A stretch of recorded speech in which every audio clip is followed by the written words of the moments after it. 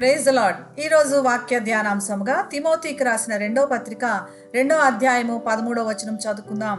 మనము నమ్మదగని వారమైనను ఆయన నమ్మదగిన వాడుగా ఉండును. ఆయన తన స్వభావమునకు విరోధముగా ఏదియూ చేయలేడు.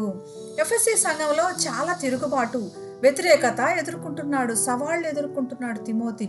పౌలు తిమోతిని ధైర్యపరుస్తున్నాడు, ఎంతగానో ప్రేమించిన శిష్యుడు కాబట్టి.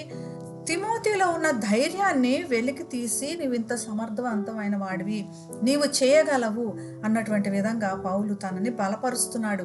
ఎప్పుడూ సత్యాన్ని వదిలిపెట్టబాకు, సత్యాన్నే బోధించు, వ్యతిరేకత జోలికి, అనవసరమైన వాదనల జోలికి వెళ్ళబాకు, నీవు జాగ్రత్తగా వీరితో డీల్ చేయన్నట్ల విధంగా చెప్తున్నాడు.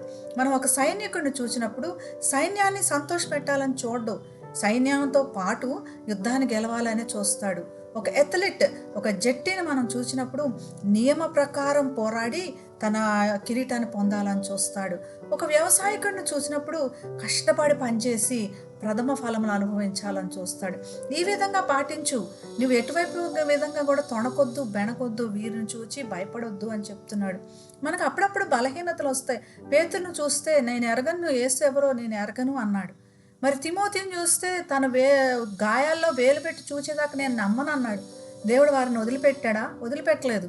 వారి నమ్మకాలని, వారి యొక్క అవిధేయతల్ని క్షమించి వారిని గొప్ప బలమైన సాధనాలుగా వాడుకున్నాడు. ఈరోజు మనకి బలహీనతలు ఎదురైనా దేవుడు మనల్ని నిలిపి గొప్ప సాధనాలుగా వాడుకోవచ్చు. అదే ఆయన స్వభావము. ఆయన స్వభావము నమ్మతగిన వాడు, ప్రేమ కలిగిన వాడు, వాగ్దానాలు నెరవేర్చేవాడు.